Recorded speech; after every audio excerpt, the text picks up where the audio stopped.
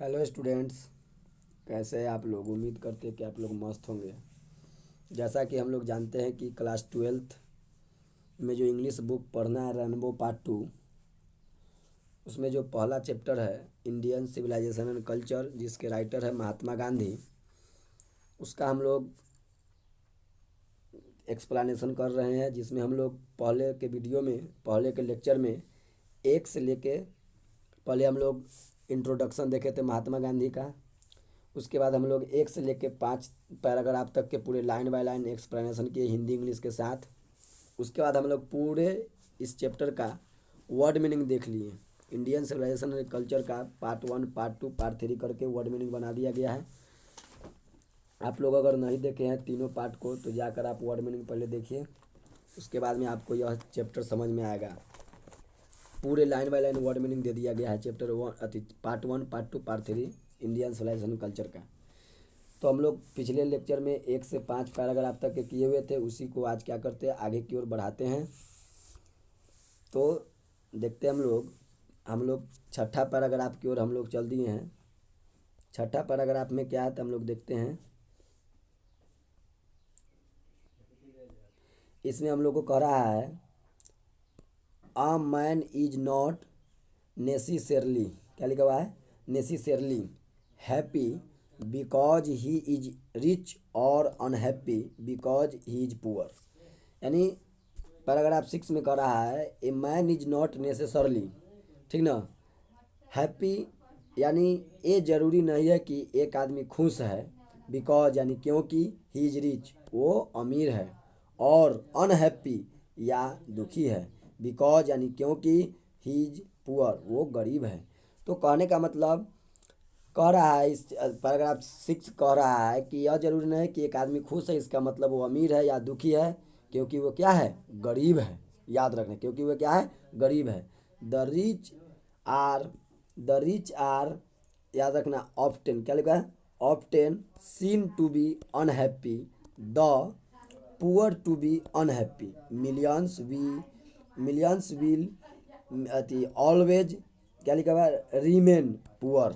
यानी कहने का मतलब देखिएगा, the rich are often seen to be, यानी कई बार देखा गया है, ठीक ना। The rich are often seen to be मतलब कई बार देखा गया है, टू बी अनहैप्पी यानी कि अमीर दुखी होता है। बात सही है। कई बार हम लोग यह भी देखते हैं, हम लोग अपने गांव में, समाज में देखते हैं कि कई बार हम लोग देखते हैं कि अमीर क्या होता है, दुखी होता है, और गरीब क्या होता है, सुखी होता है। ठीक। The poor to be happy, यानी कि हम लोग देखते हैं अपने गांव समाज में कि अमीर दुखी होता है और गरीब क्या होता है, सुखी, गरीब सुखी रहता है, यानी कि poor to be happy. Millions will always remain poor, यानी लाखों हमेशा गरीब रहेंगे, लाखों हमेशा क्या रहेंगे, गरीब रहेंगे। उसके बाद लिखा हुआ है ऑब्जर्विंग, क्या लिखा हुआ है, observing all this our ancestors, क्या लिखा हुआ है, अनसेस्टर्स। उसके बाद लिखा हुआ है डिसवेडेड, क्या लिखा हुआ है, डिसवेडेड अस फ्रॉम, क्या लिखा हुआ है, अस फ्रॉम लग्जरीज, क्या लिखा हुआ है, लग्जरीज एंड प्लेजर्स, क्या लिखा है, प्लेजर्स। यानी कहना है observing all this our ancestors dissuaded us from लग क्या लिखा हुआ है, लग्जरीज, क्या लिखा, इसको लग्जरीज पढ़ेंगे, एंड प्लेजर्स, यानी ऑब्जर्विंग ऑल दिस, यानी यह सब देख कर, ठीक ना। आवर एंसेस्टर्स का मतलब होता है हमारे पूर्वजों ने, आवर एंसेस्टर्स का मतलब कहता है हमारे पूर्वजों ने, डिस डिसवेटेड यानी कि हमें विलासता, us from luxuries and pleasures और आनंद से रोका, हमें विलासता और क्या रोका, आनंद से रोका। वी हैव मैनेज्ड, क्या लिखा है, we have managed managed with the same kind of plough, क्या लिखा है, प्लाव एज एग्जिस्टेड, क्या लिखा है, existed existed thousands of year ago. इसको थोड़ा सा आगे बढ़ा लेते हैं हम लोग देखिए कह रहा है, क्या कह रहा है, देखिए। तो कह रहा है वी हैव मैनेज्ड, यानी we has we have managed with the same kind of plough of existed thousand of year ago, यानी हजारों सालों से हम उसी तरह की हल के साथ काम कर चुके हैं जो सालों पुराना है। तो बात सही कहा जा रहा है कि हजारों साल से हम उसी उसी तरह के हल के साथ काम कर चुके हैं जो सालों क्या है, पुराना है। वी हैव क्या लिखा हुआ है, वी हैव देखा जाए रिटेंड, क्या लिखा है, retained the same kind of क्या लिखा हुआ है, कार्टेजेज कार्टेजेस क्या लिखा है, cottages that we had in former times, यानी हम उसी तरह की कुटिया झोपड़ी में बरकरार है जो हमारे पास पुराने ज़माने से थी। यानी कहने का मतलब इस पैराग्राफ में कहा जा रहा है कि हम जिस तरह हमारे पूर्वज हम जिस तरह सालों से हल के साथ काम कर चुके हैं वही क्या है, वह जो साल पुराना है और ठीक उसी तरह कुटिया में बरकरार है जो हमारे पास पुराने ज़माने से थी। एंड आवर क्या लिखा हुआ है, तो याद रखना है एंड आवर ठीक, उसके बाद लिखा हुआ है एंड आवर इसको पढ़ेंगे हम लोग क्या जी, इंडिजीनियस, क्या पढ़ेंगे इसको, इंडिजीनियस। उसके बाद education remains the same as before, यानी and our indigenous education remains the same as before, यानी और हमारी स्वदेशी शिक्षा, ठीक ना, और हमारी आवर इंडिजीनियस एजुकेशन का मतलब होता है स्वदेशी शिक्षा, स्वदेशी शिक्षा जो हमारे देश की शिक्षा हो, अपने शिक्षा हो, अपना देश की शिक्षा हो, पहले की तरह ही है। यानी कहने का मतलब है कि हमारा जो शिक्षा है वह स्वदेशी शिक्षा, जिस तरह हम लोग पहले से शिक्षा प्राप्ति कर वही शिक्षा हमारा आज भी है। वी हैव हैड क्या लिखा हुआ है, we have had no system of life crowding क्या लिखा हुआ है, तो क्या लिखा है, क्रोडिंग कंपटीशन, यानी हमारे पास जीवन भ्रष्ट प्रतियोगिता की कोई प्रणाली नहीं है। यानी कहने का मतलब कह रहा है यह पैराग्राफ कि हमारे पास जो है जीवन जो भ्रष्ट प्रतियोगिता की कोई प्रणाली नहीं है। इच क्या लिखा है, इच फॉलोड क्या लिखा है, फॉलोड हिज ऑन। उसके बाद ऑक्यूपेशन आर इसको क्या पढ़ेंगे, आर और पढ़ेंगे इसको, सॉरी और पढ़ेंगे इसको। और उसके बाद देखते हैं ट्रेड क्या लिखा है, और ट्रेड एंड चार्ज्ड। उसके बाद में रेगुलेशन वेज, यानी each followed his own occupation और trade and charged a regulation wage, यानी सब अपने अपने व्यवसाय व्यापार में लगे हैं। देखिए etch followed his own occupation, यानी सब जो है अपने अपने व्यापार में लगे हैं, और ठीक ना, trade and charge a regulation wages, और एक निर्धारित मजदूरी लेते हैं। यानी कहने का मतलब है कि हम सभी जो है अपने अपने ऑक्यूपेशन में लगे हुए हैं और एक निर्धारित क्या करते हैं, मजदूरी हम लोग लेते हैं। चलिए आगे हम लोग देखते हैं। देखिए आगे कह रहा है, ठीक ना, इट वाज नो क्या कह रहा है, it was no that we did not know how to invent क्या लिखा हुआ है, हाउ टू इवेंट क्या लिखा हुआ है, तो मशीनरी क्या लिखा, मशीनरी, ऐसा नहीं था कि हमें मशीनरी का आविष्कार करने का तरीका पता नहीं था। कहने का मतलब है कि देखिए कहा जा रहा है it was not that we did not know, यानी हमको ऐसा नहीं मालूम था कि हाउ टू इन्वेंट माने क्या होता है, तो आविष्कार मशीनरी, यानी ऐसा नहीं मालूम था कि हमें मशीनरी का आविष्कार करने का तरीका पता नहीं था। बट आवर क्या लिखा है, इसको पढ़ेंगे हम लोग फॉर फॉदर्स, फॉर क्या पढ़ेंगे, फॉर दर्ज फोर फादर्स क्या पढ़ेंगे, फोर फादर्स, हाँ फोर फादर्स न्यू क्या पढ़ेंगे, knew that, forefathers knew that, ठीक ना, यानी बल्कि हमारे पूर्वजों को पता था, यानी but hour for father new that, यानी बल्कि हमारे पूर्वजों को पता था। इफ़ वी सेट आवर, ठीक ना, सेट आवर हर्ट्स क्या लिखा है, हर्ट्स आफ्टर सच थिंग्स, कि अगर हम ऐसी चीज़ों में अपना दिल लगाते हैं, if we see set our hearts after such things, मतलब कि अगर हम ऐसी चीज़ों से दिल लगाते हैं, वी वुड बिकम स्लेव्स क्या लिखा है, स्लेव्स एंड लूज, इसको क्या पढ़ेंगे, लूज आर मोरल फाइबर, तो हम उस चीज़ों से के दास बन जाएंगे। तो कहने का मतलब अगर हम ऐसी चीज़ों से अपना दिल लगाएंगे तो क्या होगा, हम दास बन जाएंगे। यानी यह कहने का मतलब है कि अगर हम लोग मशीन से जुड़ गए तो हम लोग क्या हो जाएंगे, तो अगर मशीन से हमारा दिल लग जाएगा तो हम उसका क्या बन जाएंगे, दास बन जाएंगे। क्या बन जाएंगे, दास। और अपना चरित्र खो देंगे, हम लोग क्या करेंगे, हम अपना चरित्र खो देंगे, ठीक ना।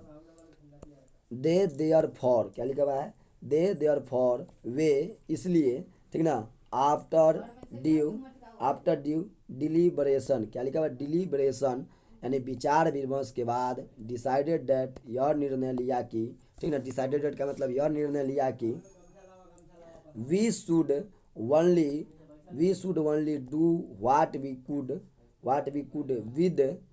Could with our hands and feet, यानी हमें केवल वही करना चाहिए जो हमारे हाथों और पैरों के बल पर कर सके।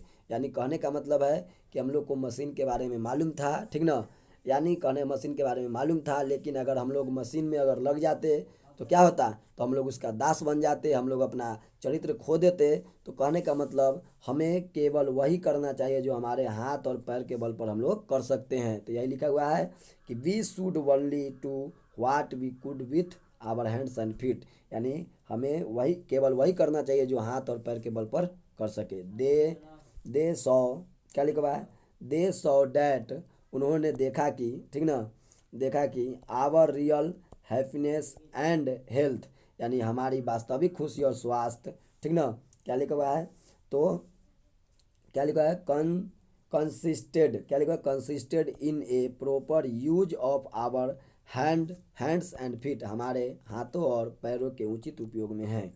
तो हम लोग यह छठा अति जो हमारा पैराग्राफ था 6 नंबर का, उसको हम लोग क्या किए, एक्सप्लेनेशन किए, और पूरे इसके बारे में हम लोग जाने कि इसमें जो बताया गया, कि इसमें यही बताया गया, हम लोग देख सकते हैं ऊपर से, इसमें हम लोग को बताया गया क्या चीज़, तो इसमें हम लोग को बताया गया कि यह जरूरी नहीं है कि एक आदमी खुश है कि वो अमीर है या दुखी है, क्योंकि वो क्या है, गरीब है। और कई बार ऐसा देखा गया है, क्या देखा गया है, कि अमीर दुखी होता है और गरीब क्या सुखी, लाखों हमेशा गरीब रहेंगे, ठीक। और उसके बाद में इसी सब को देखकर हमारे जो पूर्वज थे हमें विलासिता और आनंद से रोका, ठीक। और उसके बाद में हजारों सालों से हम उसी हल के साथ काम कर चुके हैं जो कि सालों पुराना है, और पहले की तरह ही हम लोग उसी कुटिया में बरकरार है जो हमारे पुराने ज़माने के थे, ठीक। उसी उसी को फिर आगे की ओर बढ़ाया गया है। आगे हम लोग अगर इसमें देखें तो इसमें कहा गया, और क्या चीज़ देखिए, हम सब अपने अपने क्या व्यवसाय में, व्यापार में लगे हुए हैं, और एक निर्धारित क्या करते हैं, मजदूरी लेते हैं।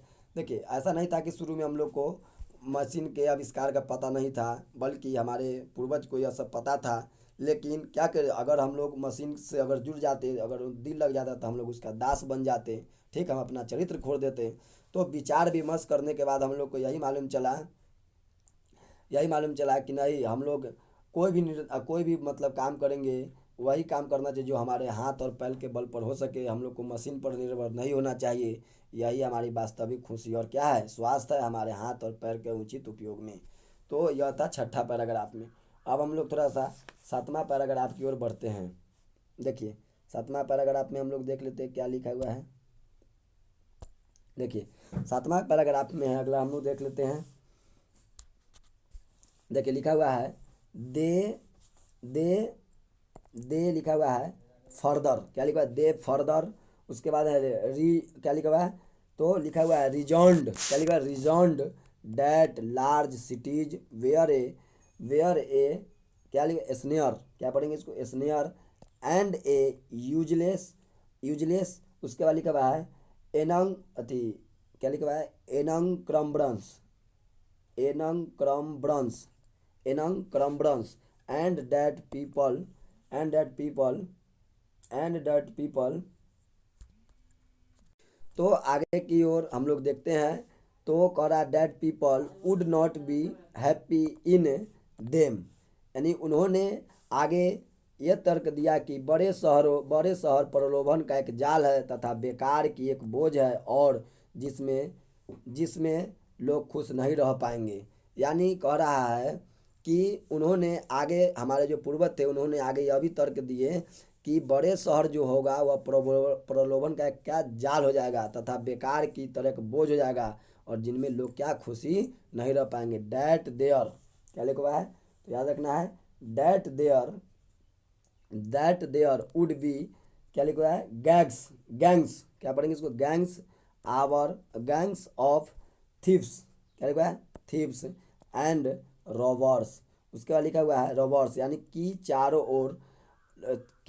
ओर लुटेरों का गिरे होगा। कहने का मतलब जब हम लोग मान लीजिए कि मशीन पर अगर डिपेंड हो जाएगा, जब मशीन का बड़ा बड़ा मशीन आ जाएगा तो क्या होगा, एक बड़ा शहर का जाल बन जाएगा और बेकार का एक बोझ हो जाएगा, उसमें क्या होगा, लोग खुशी नहीं रह पाएंगे। और उसके बाद यह देखेंगे कि चारों ओर जो लुटेरों का गिरोह रहेगा, लूटने लगेगा, क्योंकि शहर जब हम लोग बन जाएंगे, मशीन के आविष्कार से ज़्यादा उत्पादन होगा वस्तु का, सेवा का, ठीक ना। तो चारों ओर क्या होगा, शहर के चारों ओर अति लुटेरों का, चोरों का गिरोह हो जाएगा, जिससे आम लोग खुश नहीं रहेंगे। उसके बाद लिखा हुआ है, क्या लिखा है, तो देखिए बहुत ही कठिन वर्ड है, इसको पढ़ेंगे। Prostitution, prostitution, prostitution and vice, vice क्या लिखेंगे, तो फ्लॉरिशिंग, क्या लिखेंगे इसको, फ्लॉरिशिंग इन देम, वैश्यावृत्ति और बुराइयों इनमें फले फूलेगी। वैश्यावृत्ति कहने का मतलब बहुत ही, मतलब वैश्यावृत्ति हम लोग देखबे करते, जानते हैं क्या होता है, बहुत ही वैश्यावृत्ति और बुराई पूरे समाज में, हम लोग को पूरे शहर में फैल जाएगा, ठीक। And that poor men would be robbed, क्या लिखा है, रॉवर्ड बाय रिच मैन, और गरीब लोगों को अमीर द्वारा लूटा जाएगा। यानी कहने का मतलब देखिए कि जब हम लोग अगर मशीन पर अगर पूरे डिपेंड हो जाएंगे, ठीक ना, तो पूरा एक शहर बन जाएगा। शहर बनने के कारण क्या हो जाएगा, पूरे लोग खुशी नहीं रहेंगे, क्योंकि चारों ओर लूट उट हो जाएगा, वैश्यावृत्ति हो जाएगा, बहुत बुरा बुरा खबर इधर उधर से आने लगेगा, ठीक। और गरीब लोग जो होंगे, गरीब लोग को अमीर क्या करेगा, तो अमीर के द्वारा लूटा जाएगा। They where